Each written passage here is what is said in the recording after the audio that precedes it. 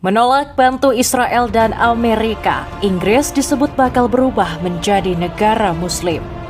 Kabar tersebut bermula dari celotehan Rudy. Assalamualaikum, Ramadan Mubarak. Belakangan ini, masyarakat Inggris dihebohkan oleh kabar mengejutkan yang mengaitkan Raja Charles III dengan Islam.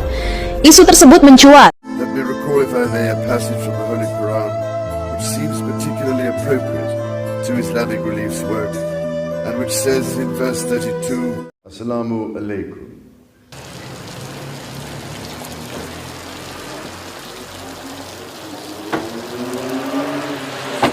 Kebijakan-kebijakan baru yang mengakomodasi kepentingan umat muslim pun mulai diterapkan. Libur Islam mulai diakui secara resmi. Layanan keuangan berbasis syariah terus berkembang. Assalamualaikum, Mr. Daddy. Oh, Kang Deddy. Ya, Kang Daddy, apa kabar? Aslinya Dawan. Hai guys, jumpa lagi dengan saya Hadi Purwanto guys. Berita yang sangat viral hari ini guys, yaitu seorang Raja Inggris konon diisukan telah memeluk agama Islam guys. Apakah hal ini benar terjadi guys? Nah, jika ini benar, apa tanda dari ini semua guys? Apakah ini menandakan adanya hubungan yang sangat baik antara Inggris dengan Indonesia guys, yang mana yang mayoritas muslim di negeri London ini banyak sekali warga Indonesia yang beragama muslim tinggal di sana guys. Mari saja kita langsung saksikan guys. Let's go guys. Menolak bantu Israel dan Amerika sejak sangat lama. Pria 77 tahun itu dikenal sebagai pengagum berat agama Islam, bahkan sampai mempelajari bahasa Arab untuk membaca Al-Quran. Assalamualaikum, Ramadan Mubarak. Belakangan ini, masyarakat Inggris dihebohkan oleh kabar mengejutkan yang mengaitkan Raja Charles III dengan Islam. Isu tersebut mencuat setelah berlangsungnya acara buka puasa bersama di Kastil Windsor, sebuah istana kerajaan Inggris yang selama lebih dari 1000 tahun tidak pernah digunakan untuk kegiatan apapun yang berkaitan dengan umat Islam. Namun, pada bulan Ramadan tahun ini, untuk pertama kalinya dalam sejarah, Kastil Windsor yang dikenal sebagai tempat sakral kerajaan Inggris digunakan untuk acara buka puasa bersama. Lebih mengejutkan lagi, lantunan adzan berkumandang di dalam kastil tersebut, menciptakan suasana yang mengundang perhatian besar dari publik.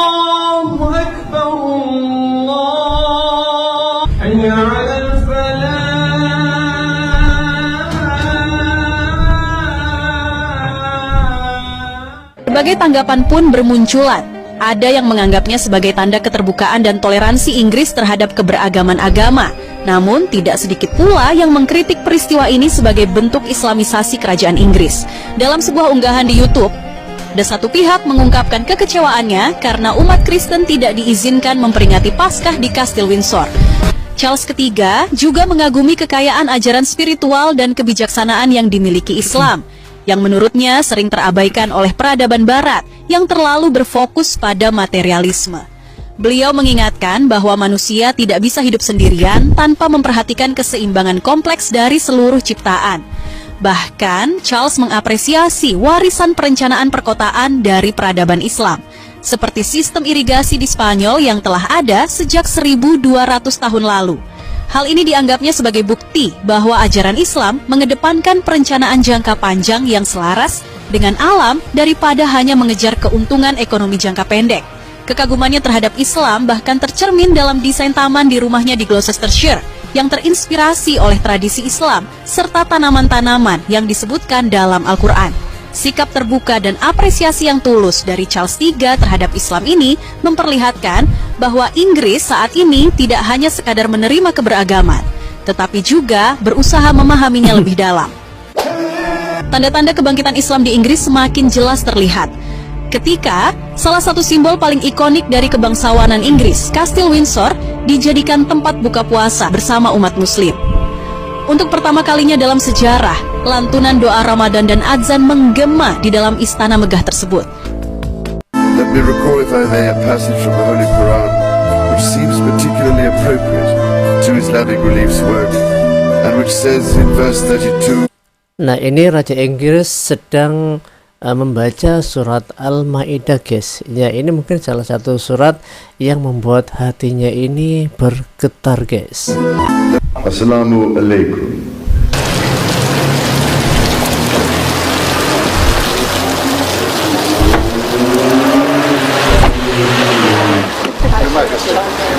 Very, very good to see you today.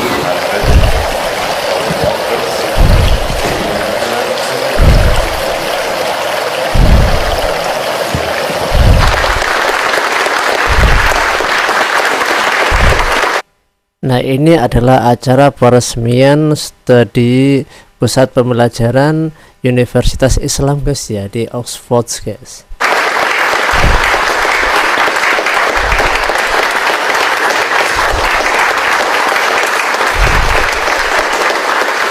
The center was founded to promote the study of Islam and the Muslim world, to foster cooperation and friendship. Assalamualaikum.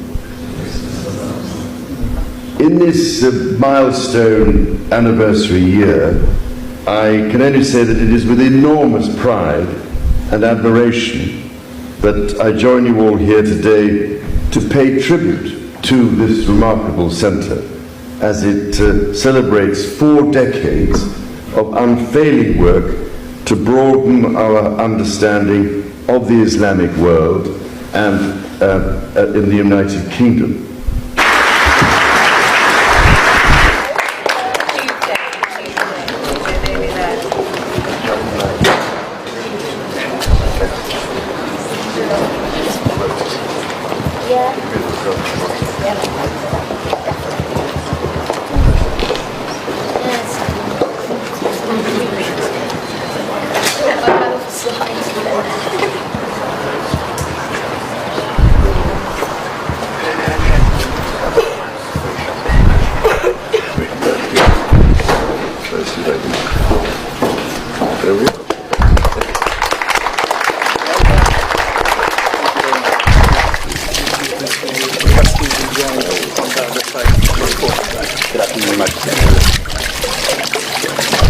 Yes, I do. Yes, I do. It's 20 years of the program that we have, and we have some alumni from the team.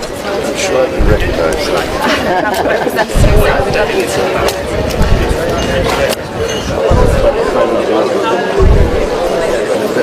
Hugely successful. Adequate. I'm comfortable. So glad.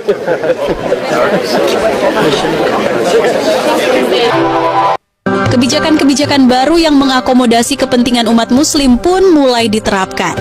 Libur Islam mulai diakui secara resmi, layanan keuangan berbasis syariah terus berkembang, dan berbagai inisiatif multikultural didanai dengan intensitas yang belum pernah terjadi sebelumnya. Pergeseran kepemimpinan ini mengubah prioritas kebijakan yang berdampak langsung pada kehidupan masyarakat Inggris. Sementara itu, semakin banyak komunitas muslim di Inggris yang mendapatkan dukungan negara berupa perumahan gratis, tunjangan kesejahteraan, dan berbagai bentuk bantuan pemerintah lainnya. Di berbagai wilayah Inggris, perubahan dalam kehidupan beragama semakin terasa. Suara azan yang dulu hanya terdengar di sekitar masjid, kini mulai menjadi bagian dari kehidupan sehari-hari masyarakat Inggris. Hal ini seiring dengan semakin banyaknya umat Islam di Inggris yang mencapai sekitar 3,9 juta orang, atau 6,5% dari jumlah total populasi, mendorong bertambahnya jumlah masjid di berbagai kota. Sementara itu, beberapa gereja Kristen mulai kehilangan jemaatnya dan terpaksa ditutup karena tidak lagi memiliki pengunjung yang cukup. Misalnya, gereja St. Peter di Brighton dan gereja St. Michael di London yang harus tutup karena jumlah jemaatnya menurun drastis. Bahkan di satu momen tertentu, seperti saat akhir bulan Ramadan, ribuan bahkan mungkin jutaan orang memadati jalanan London untuk merayakan malam Idul Fitri. Dalam video ini, kita bisa menyaksikan bagaimana kerumunan orang memenuhi trotoar dan jalanan di salah satu kawasan di London. Mungkin banyak yang meragukan apakah pemandangan ini benar-benar terjadi di London. Namun, jika kita perhatikan dengan saksama, tidak ada keraguan bahwa ini memang London. Bukti-buktinya sangat jelas, kita bisa melihat jenis kendaraan yang melintas, plat nomor khas Inggris, serta harga-harga barang yang dijual menggunakan simbol mata uang pound sterling. Bahkan, kita bisa membaca nama jalan yang terpampang, yaitu Stratford via West Ham Park, yang merupakan salah satu area yang terkenal di London. Pemandangan ini menjadi bukti nyata betapa besar dan berkembangnya komunitas Muslim di Inggris, khususnya di kota besar seperti London. Fenomena ini menunjukkan bagaimana Islam kini menjadi bagian dari kehidupan sehari-hari di Inggris yang semakin beragam.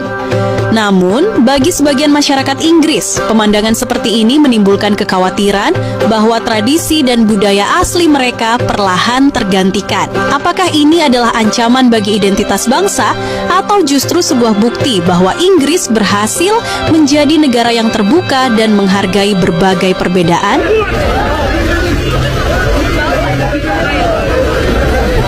Bagi umat Islam, perubahan ini menjadi kabar gembira yang menunjukkan bahwa mereka bisa hidup lebih baik di Inggris tanpa harus mengorbankan keyakinan mereka. Mereka berharap bisa terus berkontribusi positif dalam masyarakat, hidup berdampingan dengan damai, dan saling menghormati satu sama lain.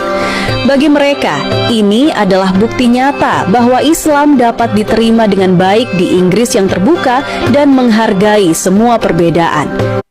Nah, jadi demikian guys ya, seiring dengan berjalannya waktu tidak hanya Raja Charles Inggris guys, namun banyak sekali warganya pun berbondong-bondong untuk memeluk Islam. Apakah ini sebuah pertanda baik buat para perantau dari Indonesia yang notabene mereka adalah mayoritas orang-orang Muslim guys. Nah, apakah ini juga merupakan suatu tanda yang baik hubungan kerjasama antara Inggris dengan Indonesia guys?